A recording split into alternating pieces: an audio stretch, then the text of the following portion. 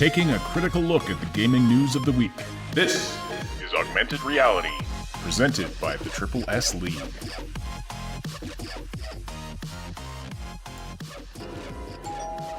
Who is it? Goons! Who? Hired goons! Hired goons?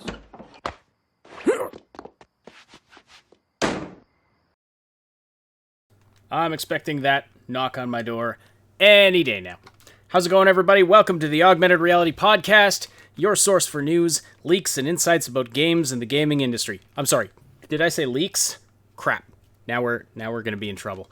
It is September 25th, 2019, Wednesday night edition of the show. My name is Asheninity. I'm here as always with Cybsidian. So yeah, we have another case of 2K being a little heavy-handed in their dealings with a content creator. We're going to dive into that. We've got some other news to jump into as well. We have some news about BioWare, the future of BioWare.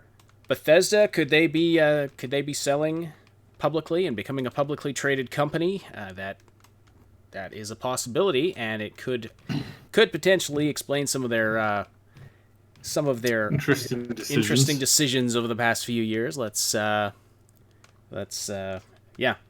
we'll get into that. What is the value of a game developer's soul? Well, we now know. We know the amount that Epic Games paid for the exclusivity deal for Control. That was just a joke, of course. I'm being facetious with the whole selling your soul thing. But anyway, we do know the dollar value, or actually more specifically the euro value, of what Epic paid to the developer of Control. And so we'll talk about that a little bit about Call of Duty Modern Warfare. But we're going to start with this because this is another story again of Take-Two being heavy-handed in their approach to dealing with fans of theirs. And this is the thing. They don't take the people they're going after are fans of theirs. Supmato, hugest Borderlands fan in existence. They wiped him off the internet. And now we've got a case with a modder and YouTuber named Damned Gaming. That is that's the name of his YouTube channel. And he was in the process of building, or is in the process of building, a mod for the original Red Dead Redemption. Now it's a PC mod that apparently improves certain things in the with the game. But it's for running on PC. Now, of course, Red Dead Redemption was not released for PC officially. And by the way, we do have Damned Gaming in the chat. Welcome to the show. Hope you enjoy it. I was talking with him earlier today, getting some details about the situation and what's going on there. So he's building a mod for Red Dead Redemption that apparently just doesn't allow you to run it on PC. I gotta be careful what I say, because part of this problem... I'm sorry, GamingDamned. I got it backwards. GamingDamned. Anyway, so welcome to the chat. So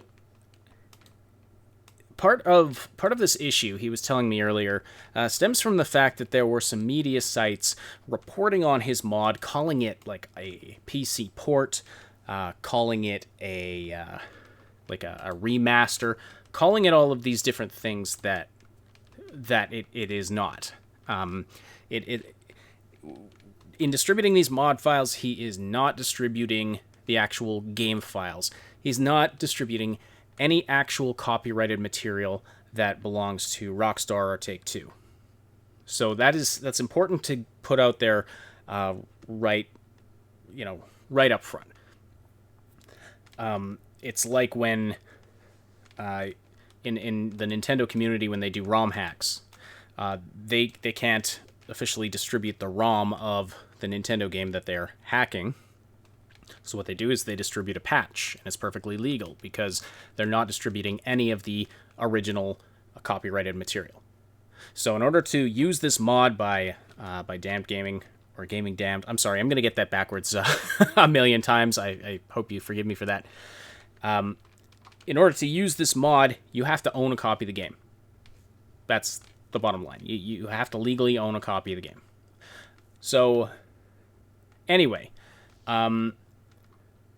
So Take-Two still, though, is not happy about this whole situation, and they've issued not any kind of official cease and desist, but they have kind of been putting the heat on GamingDamned, and in a rather disturbing way, in that they actually reached out and contacted his mother via text message, which raises a lot of questions about how did they manage to dig up his contact info. How did they get his mother's contact info? And, what is their game here? Do they actually have a legal case, or do they know they don't have a legal case? And so they're just trying to put the heat on, much like they did with Submato. It's very bothersome. No matter how you slice it, this is troubling. It's more than troubling. It's like... Again, it's this. I said it a number of times during the Submato thing. It's like these game studios want you to appreciate, buy, and support their content only in the ways that they tell you that you're allowed to, and only in the ways that they want you to, and only at the times that they want you to, and wishing to do anything outside of those things is grounds for. I mean, let's face it. They show up to your house. They harass you. They, do things that are. I mean, in today's day and age, are considered mafia style tactics. And I wouldn't put it past them. I really, really wouldn't put it past them. I think honestly, if they had the ability to, they would be more than happy to hire a gang of thugs to beat you unconscious. And if you think I'm joking or making a tall story about this, you have not ever been to a part of the world where governments or local government or local militias control everything that goes on, and that they decide if if you're getting water today or not. This kind of stuff, this kind of tactics is commonplace and disgusting. And again, if you think it's exaggeration, it's not. This is what greed, corruption, arrogance does when it's left to just run rampant. And in this particular case, this is this. Mm-hmm. These are the type of people where they contact, it's like, oh, sorry, you did something wrong? Well, too bad. Your parents are going to be really disappointed, and I'm sure they're going to be feeling the pain tonight. You're like, what do you mean? It's like, oh, no reason. Then you go home and your dad's got, 2 broken knees and your mom's got a broken arm. It's like, oh, okay, so this is what they were doing. Mm-hmm. Well, and why? Why is because they want to control, again, they want to control everything that these certain things that these content creators are doing. And the thing is, when it's technically not illegal, such as in this case, or such as in the case of Submato, which there's been no evidence that he did anything illegal, and yet we still wind up arguing with people online about this, saying, "Oh, there must have been something illegal. Why would they send private investigators to his house if he hadn't done anything illegal?" Because they don't have a legal case. That's why they would send private investigators to his house. Like, if they had a legal case, and then, the abuse of the YouTube copyright system, of course, goes into that as well. It's kind of ridiculous. But anyway, I mean, we've talked the Submato situation to death. But, in this case, with GamingDamned, he was contacted by a lawyer. And I asked, are you sure it was a lawyer? He said, yes, absolutely sure it was a lawyer. And apparently these are the same tactics that Take-Two used a couple of years ago in 2017 to deal with another mod that they didn't like. And GamingDamned was a part of that project as well. But wasn't... One of several. One of several people, yeah. But in this case, so this project he is completely in charge of. So he's decided he is going to hit back, and I'm not going to talk about any details about that. I don't have a lot of details about it, but these things are sensitive. But he did tell me that, they didn't, the person that contacted him told him, you need to stop making the mod, and you need to not make it public that we contacted you about this. Yeah. Isn't that just mafioso? And somebody in our Discord was defending this today. Oh no, that's totally an acceptable, reasonable thing to do. That's completely okay. Because again, if you weren't doing something wrong, then this giant corporation wouldn't have the they wouldn't have the need to employ such tactics against you. That any tactics used against you is completely acceptable. Right. It's disgusting. Well, and this particular individual is incredibly pro-corporate, works in the gaming industry, and we're constantly arguing with him about this stuff because he sees us as basically independent content creators as awful people who are in an echo chamber, and meanwhile the corporations can do no wrong. Submato should have known better. That was the argument. And he'd probably make a similar argument about GamingDamned. They should have known better because, the corporations are going to protect their interests. The corporations are being unethical, and he actually said he thought that Take-Two got Submato's address from YouTube, which they didn't. That is not how it happened. But he figured that was the case, and I pushed back and said, are you okay with that? Are you really going to defend that? In any way, shape, or form. He actually admitted that, he thought it was okay if they suspected something illegal, that it was okay for one corporation to go to another corporation and say, hey, I want you to break your terms of service and your privacy agreement and give me this person's address so we can investigate them. He thought that was perfectly okay. And it disturbs me to no end that there are actually people who work that anybody thinks that's okay, but especially people who work in the gaming industry. That is scary. That is a scary mindset. I don't care that Take-Two doesn't like that, GamingDamned is building a mod, or that anybody's building a mod of their stuff. I don't care that that Take-Two doesn't like that Submato was leaking stuff. I don't care. As long as their own incompetence. And regardless, if these individuals are not doing anything illegal, the companies can just shut up and back the hell off and say, whoops, okay, let's tighten down our systems so that we're not letting leaks out there or whatever.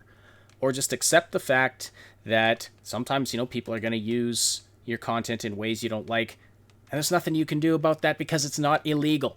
But because it's not illegal, they take these other intimidation tactics, and it's disgusting. And Sir Ballin System says, I can't believe some people defend this. Yeah, absolutely. It's infuriating. I've had so many arguments with people online about the Submato situation by people who think they know what happened there, who don't. We were directly involved. We were working directly with him. We know exactly what was happening and how certain things happen. And yet we've had people trying to educate us on the situation and giving us info that's like, where are you getting this from? Oh, this must be how it happened, because otherwise, Take-Two wouldn't be doing this or that. Well, you're wrong. And then it's been a lot of fun. Anyway, I will try to, going to try to turn down the salt here for a minute. But anyway, it's a disturbing mindset. It's a very disturbing mindset. It's a very cyberpunk mindset. It's a very corporate rule of the world. Corporations becoming stronger than governments and being above the law. That's what these people are advocating for if they actually think that stuff is okay. But anyway, so the lawyer that GamingDamned talked to refused to tell them on what grounds, he was being ordered to stop developing the mod. And and then he said, yes, it was definitely a lawyer. The person was rude and overpowering and did not let me speak. So then I asked, what did they want from you? Can you share any details about the conversation? Now, GamingDamned has a recording of the conversation, but has not released it publicly because of local laws, which is smart. In some places, you can't record and distribute a conversation legally without the consent of both parties. But he said they told me to stop and to not tell the public, and threatened me and said they would sue even though they have zero grounds. So basically, they're saying they're going to sue him, pursue legal action if he spread the word about this. But he's spreading the word about this because really... This is the same thing that we did see in the Submato situation, where it's like, now you can have your channel and go back to doing whatever you want to do, and I'm just using the Southern accent because at the moment it's funny to me. But if you dare, tell anybody about old possum over here, we're gonna show up at your place and yeehaw it. And you don't want to know what that means in the colloquial South. I don't know what half the things you're saying today mean. Did Sorry, somebody it's spike one of those your weird days, yeah. possibly. But this is. But at any rate, this is exactly this has been their tactics so far. This has been what they're doing, how they're doing it, how they're going about it, how they're trying to keep it up and keep this running. And it's maddening. It's absolutely maddening. Mm-hmm. So anyway, and then finally, GamingDamned told me he's been sent no court order, nothing to back it up, no follow-up emails, nothing. So really, he's received nothing official, just an angry phone call from a lawyer. And plus, Take-Two or their lawyers or somebody dug up his personal phone number and his mom's personal phone number. And now the one thing I'm not 100% clear on, and I just have to put this out as a just to cover our bases here. I'm not 100% certain if they knew they were contacting his mom, or if they thought it was a number of his. Now, the fact, if they did get the wrong number, that's still sketchy. This is still very sketchy. But, I haven't, now, and no disrespect meant to GamingDamned here. I absolutely not. But because I haven't seen the proof of it myself, I don't know. I can't with 100% certainty say, yes, they targeted his mom. But GamingDamned and his mom do insist that they contacted her, wanting her to get her son to contact Take-Two about the mod, and his mother is not at all involved in the project. And so that's just. And again, I see two possibilities. We have seen this in other scenarios where there will be some familiar. How do you say family relations? Familial. Yeah, familial pressure be put on, and this is pretty common. This is common. If you're bounty hunting somebody in the States and you want information on them, chances are that a relative probably knows as to their location or knows something that somebody can tell you. And again, it's a pretty common tactic to put pressure on them to make them give you certain information. However, this is more so a common tactic in mafias and other criminal enterprises, where if you don't do what they want you to do, they're going to make a family member of yours suffer first. It's kind of like gambling debt. It's the gambling debt notion and idea in movies and stuff like that, where they take somebody who owes a lot of money to the bookie or whatever, and they kill them or something like that. That's complete Hollywood suspension of disbelief. If somebody owes you money and you kill them, there's no way that you're going to get this money back. Now, if you kill, say, a relative that they care about, then they're going to be motivated, or threaten to, then they're going to be a lot more motivated to get you the money. And that's kind of how that works. And again, the level of like commonality with like criminal enterprise in this scenario is disturbing. Is extremely disturbing. So, well, just at the point where they sent somebody to Matto's house, like that's just crossing the line. If you suspect illegal activity, you go to the police and you let them deal with it. You let the police and the courts deal with it. They have the authority to do that. You don't start engaging in these intimidation tactics. I don't know if Take-Two has done anything illegal.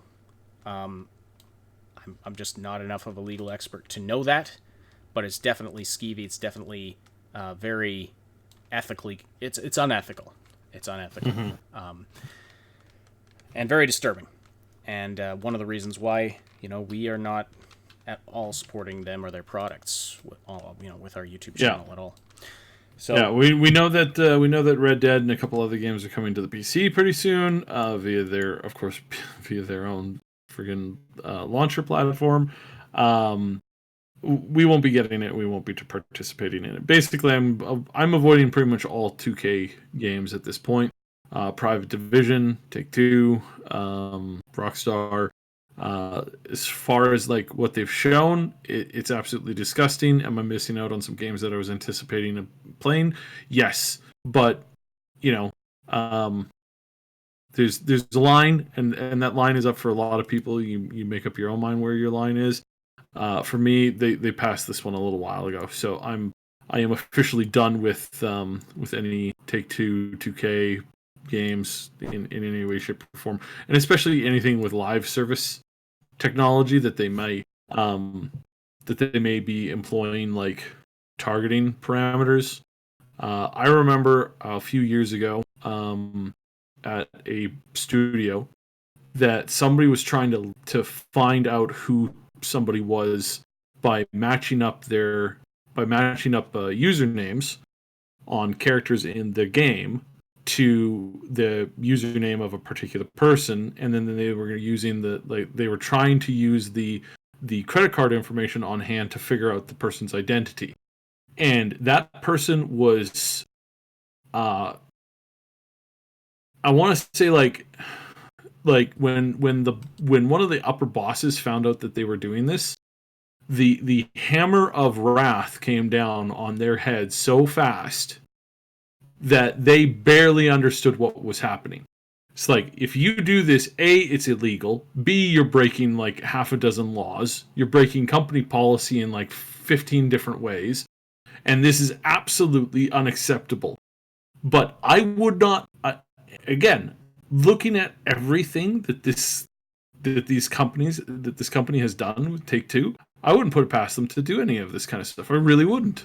I really wouldn't put it past them for them to query their own live service financials, try to match up a username with a credit card number, and go from there. This is Orwellian, insane mega corporations doing whatever they want in whatever way, shape, or form that they want to get the end result at the end of the day. And this is a point where it's just like, no. There's no point in this anymore, and I'm not even going to dare open myself up to some of this kind of stuff. No, absolutely. So absolutely. You don't get to make your own laws just because you have billions of dollars. You don't get to decide what's legal and illegal just because you have billions of dollars. We have systems in place for that. All right. So that's the story. Wanted to point you to that, but definitely not even if you own your own private island.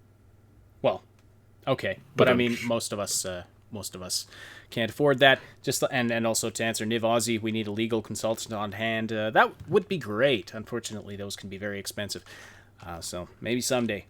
But yeah, that's the story. So if you're interested, check out GamingDamned. He put out a whole video where you can see it was put out about a week ago. If you go to his channel, GamingDamned, check out the video from about a week ago. Has all the information. He's got his mom on there giving her testimony. He shows screenshots of things. He shows He doesn't share the call with the lawyer, but just has the start of it where it's ringing, as evidence that it happened, that kind of thing. So check that out. And, if you're interested in the mod, you can check that out as well. So, I mean, it sounds interesting. It's kind of like I did not have time to look into it in a lot of depth, but it sounds like it's kind of like it's just a mod that like improves graphics, improves textures, just improves various things, and sort of lets you you have to use it with an emulator on the PC, which is not illegal because he's not distributing any of the original game files. So you can check that out if you're more interested in that, if you're a Red Dead fan. Although, I mean, I just realized now I'm recommending a Take-Two game. But, all right, let's get on to some of the other news. By the way, I'm glad that he's decided to fight this. Like, in Submato's case, he decided not to, that it wasn't worth it, which I don't begrudge him. Like, I don't blame him for that. No, can't blame him. Can't blame him for that. It's a scary thing. It's a stressful thing. He decided to just opt into, to leave it all behind. I can't criticize him for that. I don't know if I would have done any different in his situation or not. But I am glad that somebody is striking back. So we will be keeping an eye on this story. All right.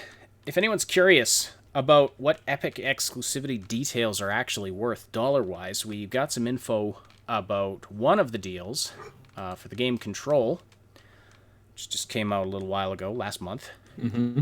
And, they, as part of their, company reporting, that kind of a thing, the dollar value came out, and it amounts to 9.49 million euros paid from Epic Games to the developer / publisher behind Control, and there's like a revenue split there between those two. But anyway, so that it is well over $10 million that they paid, and that was based on basically the amount of sales, because the way it works is this isn't just free money. This is an advance they pay. They say, we're just paying you out for X number of copies in advance. And then, once you get through that many sales, then, we start paying you more. Kind of like a book advance or things like that, if you know how those kinds of things work. But anyway, so the amount of copies that this advance amounted up to was 200,000 copies of the game. So that's the value of that, and that now that's priced at that's close to AAA pricing. I did the math earlier. That's close to AAA pricing. This was not a AAA game, so that's interesting. They're throwing a lot of money around, an enormous amount of money around. So they are either philanthropists through and through, or they really, really, really want to force out Steam and take over as the main distributor, and that this is basically an investment for the future. And again, I can't, there's just no way to, emphasize this enough. If they're doing this now, chances are, so they are not going to be benevolent overlords in the future. I mean, takes one to know one, and I know what kind of evil overlord, psychopathic, crazy conglomeration would do such a thing. So just yeah. Okay, but I mean, they're not technically. I mean, they're not doing anything. I didn't say that they were doing that. I'm just stating the obvious. Yeah. Just want to make that clear for any lawyers listening. But yeah, anyway, it's interesting that that's a massive amount of money. It's not Control. The company that made Control it's not a Like, it's not a tiny studio, but it's not a huge studio either. Actually, I'm not 100% sure how big they are, but Yeah, mid-grade. yeah, it's not a AAA. It's not like a Ubisoft where they have literally like 1,000 people working on a game. So, so this probably, you know, a lot of money for them. We can see why that would be appealing. But as your boy JC points out in the chat, why compete when you can just throw money around and get a foothold in a market you've neglected and belittled in the past? And I think that's true, but also on the flip side of that, you know, why put effort into making sales when you can just be fed a whole bunch of money by Epic Games? It really, I don't know that these studios are thinking hard enough about the future of their companies. If they're just going to take the money and run, if they don't hit that sales amount, you know, if their games don't perform well, Epic's not going to be offering them another deal. Mm-hmm. I mean, unless they literally have money to burn, which they seem to. And yes, part of Epic's goal is just to get people to start using their store. That is part of their goal. You know, just get people onto the storefront. You know, by giving them no other choice. They have to come use it. Would really help if they had a shopping cart or something. But anyway. Yeah, why sell on merit when you can just sell based on existence? Yeah, exactly. And I mean, it's, again, if I was an indie developer and I had to make payroll, it would look like a very appealing offer. It really would. Yeah, I've told, I can't, and I've said this time and time again. Be prepared to lose pretty much all momentum that you have in your current company. Like just know that that is in the deck of cards. You're potentially walking away permanently from everything that you've built so far, and that you will, after whatever game that you've put out, you're going to have to rebuild your studio, your reputation, and your respect with the community from scratch again. Yeah. Completely. So, yeah. It's a I mean, yeah, how much do you want, you know, how much do you want to do this? Are you really prepared for this? Are you really prepared to lose this much? And I think it's especially dangerous for the indie devs. I think it's especially dangerous for them, because Epic sees a game that they think this could be great, so we're gonna buy the exclusivity rights to that, and then, you know, what happens if it turns out it's not great? You know, it doesn't sell as well. Then you're out. I think that's gonna harm like the larger developers that have like actual studios with people working in them, kinds of things. Those will weather the storm a little better. But yeah, I don't know about a small indie studio. You know, they might get enough money up front to fund their next game, but unless they get another Epic deal or that game sells well, they're done. And if they've lost goodwill in the community, or, you know, no longer have as strong a presence on other storefronts, it could be bad. Anyway. All right. Moving on, though. So, some interesting news about BioWare that we've dug up. Now, we put a video out about this today. You may have seen it already. But we were at a convention recently. There was a BioWare booth there. We observed some interesting things. Plus, Saib's got some contacts at both the BioWare studio in Edmonton as well as at EA, and they've told him some interesting things recently. So you want to just give a quick summary of that?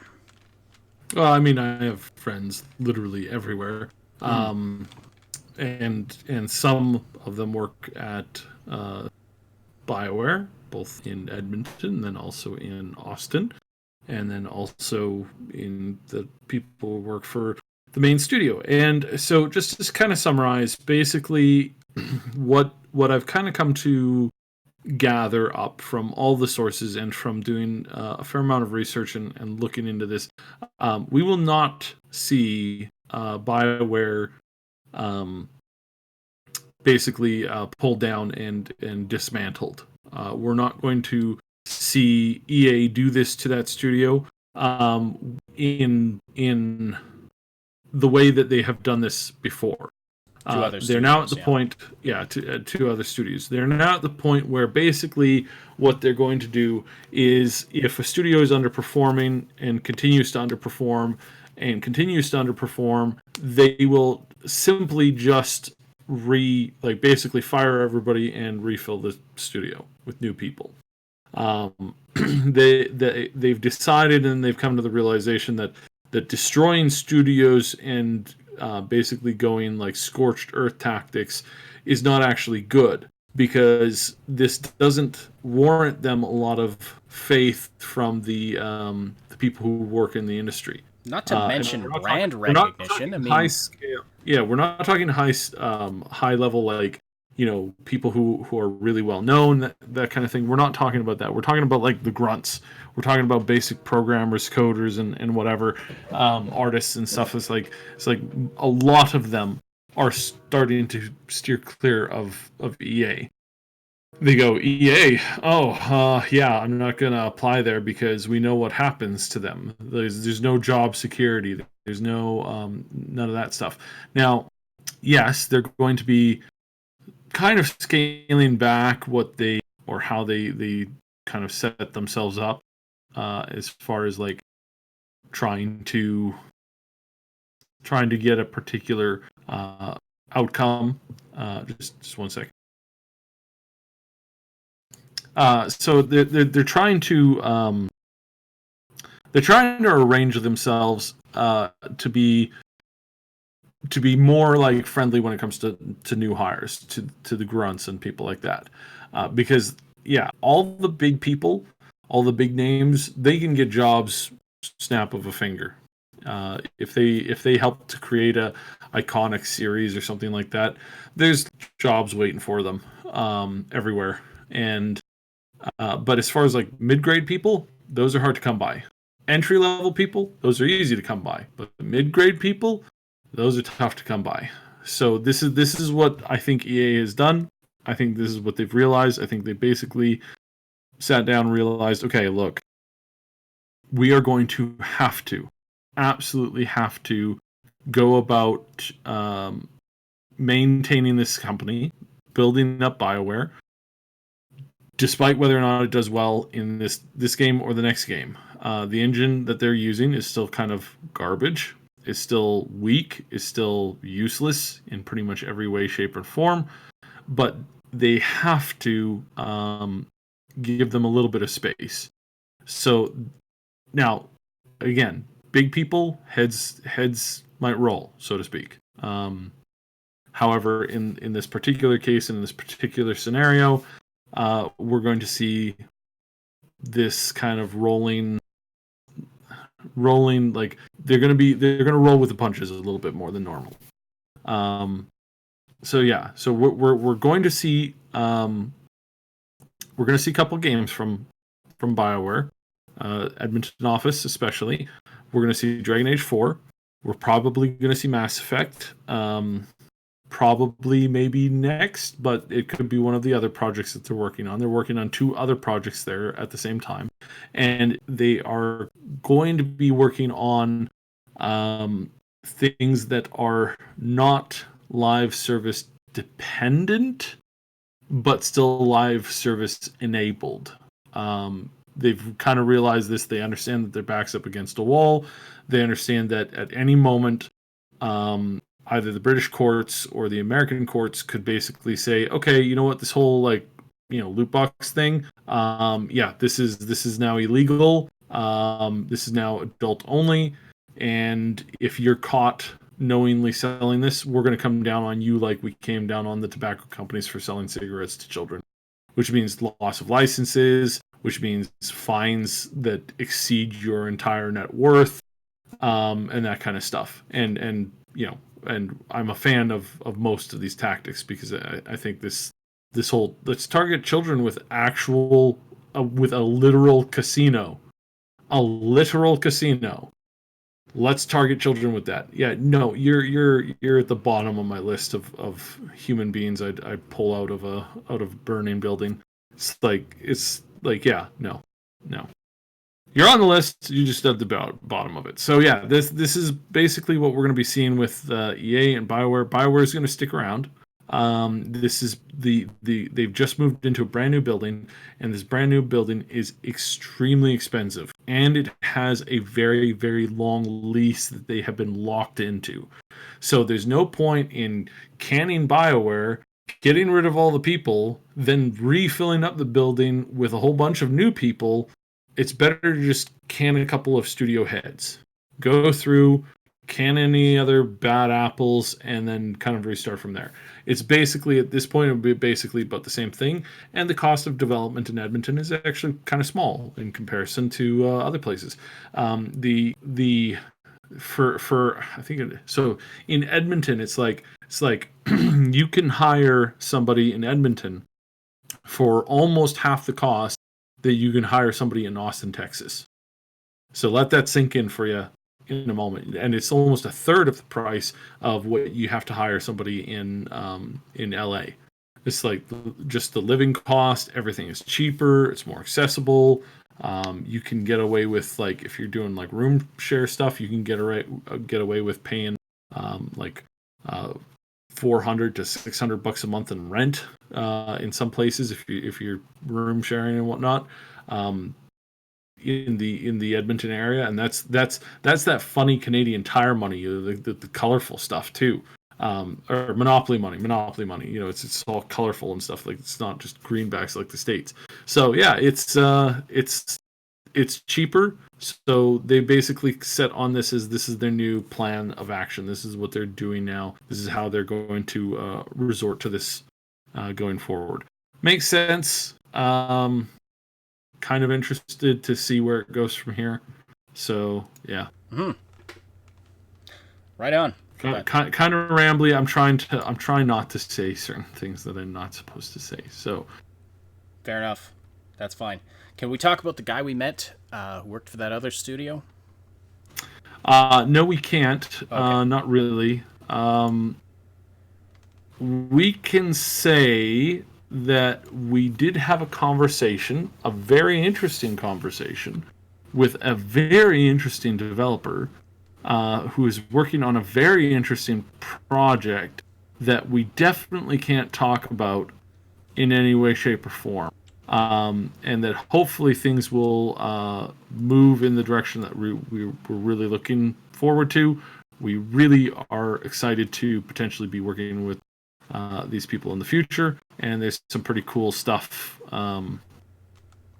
that's being planned. But yeah, but it's I mean, it's cool because, I mean, this was connected to the BioWare thing. Mm-hmm. Can we say that? No, we can't say that. All right. Yeah. Anyway, that wouldn't be allowed. To you thinking? Well, I mean, he was very open about certain things, and I just wasn't sure. But anyway, we ran into a local developer there who was really cool. Told us a bit about what they're working on, but anyway. Which it'll come in time. It'll come in time. There's a point where we'll talk about it. Needless to say, I think I can say this.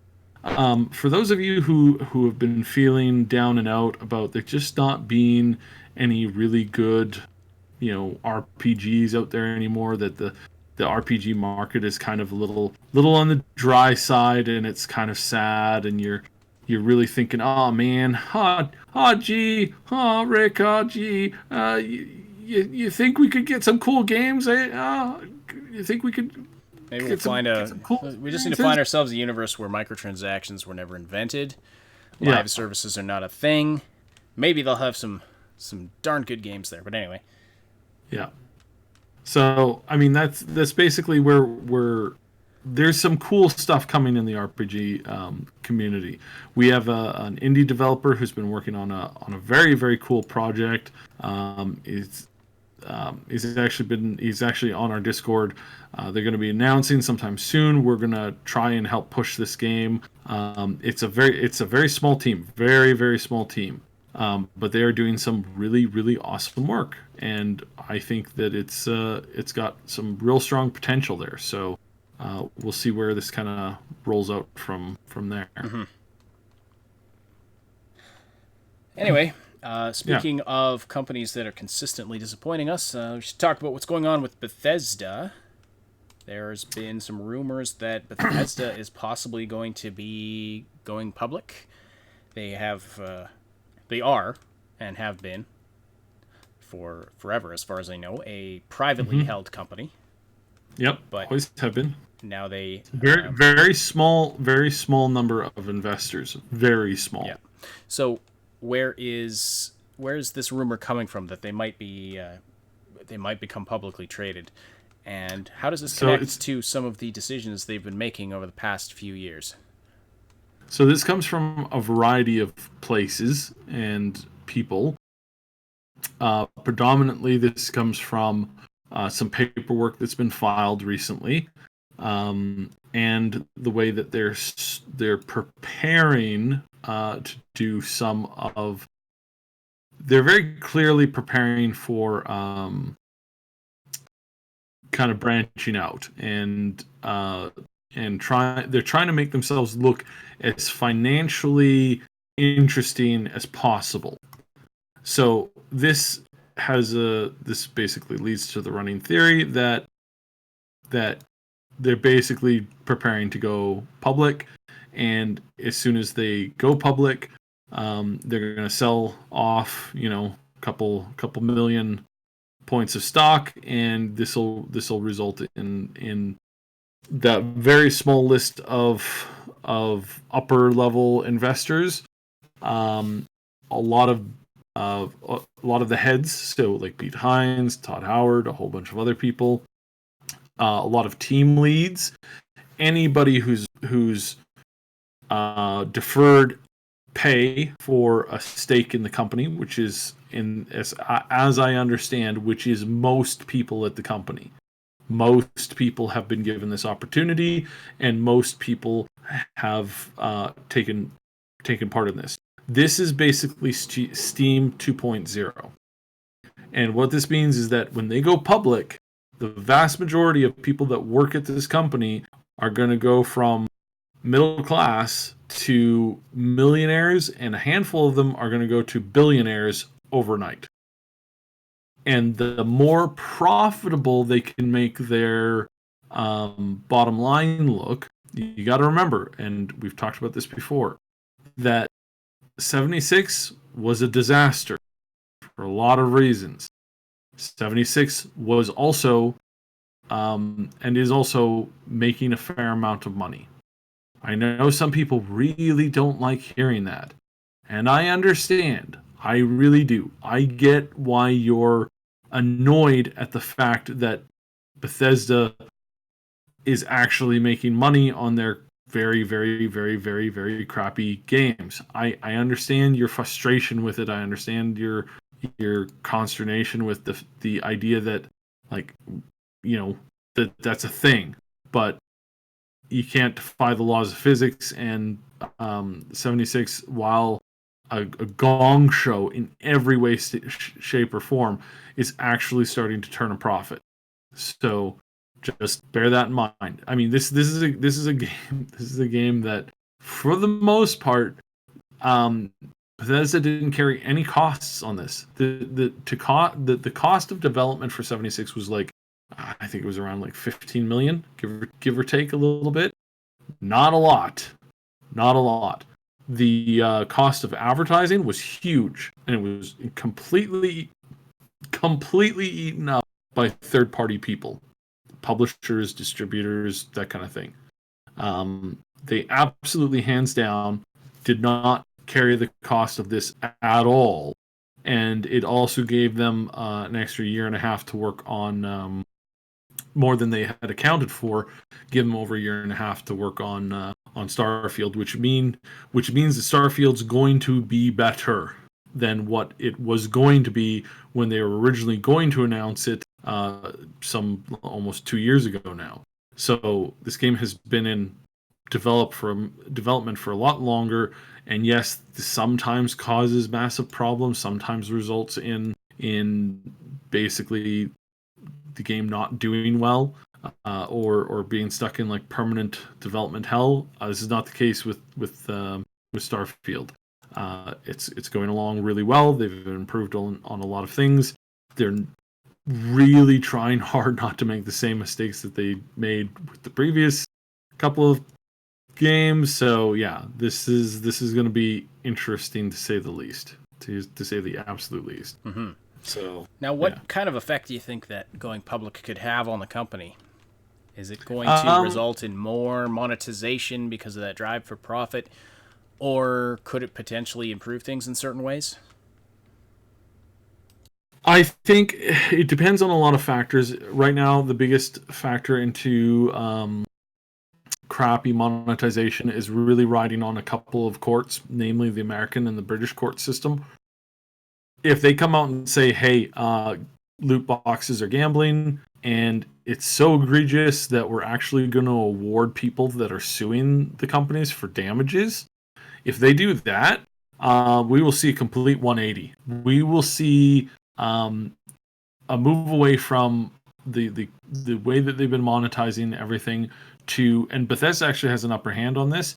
Bethesda will go back to focusing on mods and selling mods, and they will create games that basically just have an eternal like supply of user created content, which they are basically getting 80% of the cut on continually, and they're paying subcontractor wages for mods via the mod store. But that'll become the new thing. And it's crappy. It's not the worst thing. By far, loot boxes are the worst thing.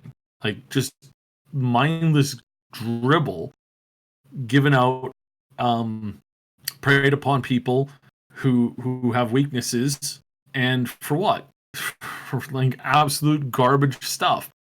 Whereas if it's mods, it's like, hey, at least I'm getting a cool piece of armor for $4. I didn't have to buy it if I didn't want to. You know, there's a better free one on the Nexus, but hey, whatever, right? So yeah. If you're not on PC, of course, the Nexus is not an option. But yeah. Yeah. So okay. Anything more to say about that? No. I'm not very upset with this. I think that overall, I think it's probably a good idea. I think that overall, there's a good chance that at least there'll be a renewed sense of people pushing for like, decent content within the game, or like pushing them to like try and maintain some semblance of like trying to make the game better.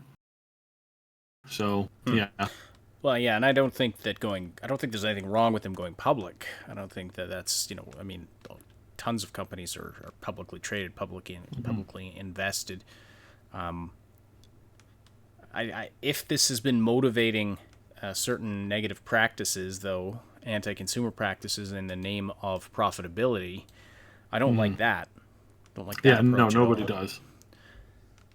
Nobody does, and I completely agree in this regard. I think that it's very, very probable. Yeah. But if this happens, it might be a completely different studio in a couple of years. I mean, if people get these big payouts and then retire, and then other people are hired to take their place. I should clarify. That's mostly at the main Bethesda Maryland studio. That is not, and then will not be throughout the entirety of all of the studios. Yeah, a lot of the studio heads will suddenly find themselves with a very nice payday, but not every team leader, not every not everybody's going to be taking. Now, a lot of them will suddenly have like anywhere between $50 to $150,000 to throw into a retirement account. If they're smart, they if they're 25 or so and they suddenly get a windfall of like $150,000, you put that in the bank and then you add a couple grand to it every year. By the time you retire, that's a couple million easy. So Yep. do that. Do that. Compound interest, most powerful force in the universe. Okay. So yeah, no, I think we'll be watching this very closely because this will be very interesting. Finally, you had some news you wanted to discuss about Call of Duty Modern Warfare, their PlayStation 4 exclusivity. Yeah, they're insane. They're legitimately insane. So, Call of Duty Modern Warfare has just announced that a new game mode, zombie survival, something like that, is a timed exclusive on the PlayStation Store. Now, this is a game that comes to PC, Xbox, and PlayStation. It is a timed exclusive on the PlayStation Store for 1 year. And you're like, hold on, isn't COD a game that comes out every year? Every year has a new version of it? And the answer to that is, why, yes, it is. So, does that mean that if you're on the Xbox or the PC, that you will not have the ability to play this new game mode at all until the next game comes out, in which you're just going to get that next game and you're just going to be playing whatever's in that? And the answer to that is yes. That is the case. And you're like, surely this is pure stupidity. I mean, nobody would be dumb enough to do this, right? Right? No, well, looks like they are. Looks like Activision is. Looks like Sony is as well. I mean, Sony's the one who's setting this up. This is why I keep saying that there's going to be a big shift. There's going to be a very, very big shift in the console generation. This coming generation, the next console wave. There's going to be some big changes. There's going to be some really interesting stuff. So yeah, it's going to be an interesting one. That's for sure. But yeah, really amazed that somebody was dumb enough to make this happen, and the fans are not happy at all. They are not happy campers, not even in the slightest. No. But I mean, clearly Sony ponied up some money for this. Yeah. So yeah, just a little. I am like I said, I'm shocked. I'm shocked that somebody came up with this. It's like, yeah.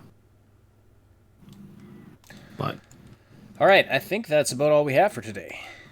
I mean, it was a wild news day. Like, I mean, between this and the all the other stuff going on in the last 24 hours, as far as like news that I watch and follow closely, this is interesting. Well, lots of company James Fullerton is asking an interesting question. So, will Sony be exclusively hunting for will Sony be hunting for exclusives again? Yes, they always are. They're always interested in that. They always want to come out with as many exclusives as they can, because it's the only way that they exist. It really is. Xbox, they have other ways to make money. Sony does not. They exist solely for exclusives. And now they're stuck in this permanent system where they have to constantly do better and better and better and better. And if they don't, then they're going to crash and burn. And yeah, 8 years ago, I was cheering for Sony. fast forward 8 years, and I'm like, yeah, you guys are gonna crash and burn, and it's gonna be funny to watch. And a lot of people don't see this coming, and they don't see it coming because you as a regular person, as a regular gamer, you might be like, well, surely nobody's this stupid, right? Right? Yeah. So, unfortunately. All right. Well, like I said, that is about all we have for today. I mean, it was packed news day in terms of game company news, I would say. Lots of game company news and other stuff. Unfortunately, not as much talk about the games themselves today, but hopefully when Saturday rolls around, there will be some more exciting stuff to talk about. But I thank you so much, everybody, for being here, for supporting this show, for supporting important topics like this Take-Two overreach thing, and By the way, I posted the link to. I posted the link to GamingDamned's channel in the chat earlier. So and I just posted it again. So if you're interested in checking him out, you can check that out there. I'll drop it in the description below as well if you are listening after the fact. But yeah, it's important stuff to talk about. Not the sexiest topics, as I sometimes say, but important stuff to talk about nonetheless. But thank you all so much.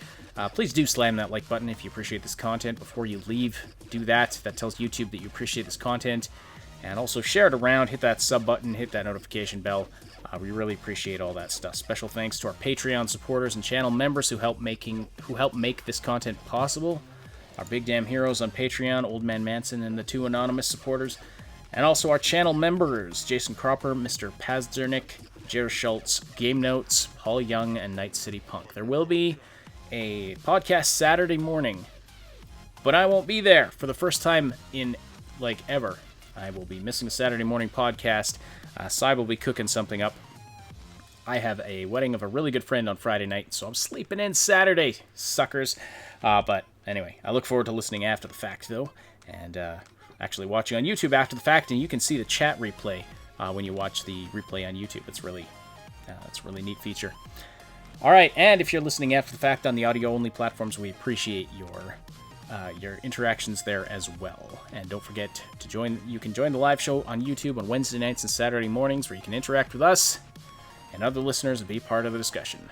See the Discord server for exact times and schedules. Also join the Discord server. You can find the link in the description below, where you can have lots of great conversations with us and other Triple S League community members. It's a great community there. On behalf of Subsidian, my name is Ashtonity. Thank you all so much for listening, and we will talk to you again very soon.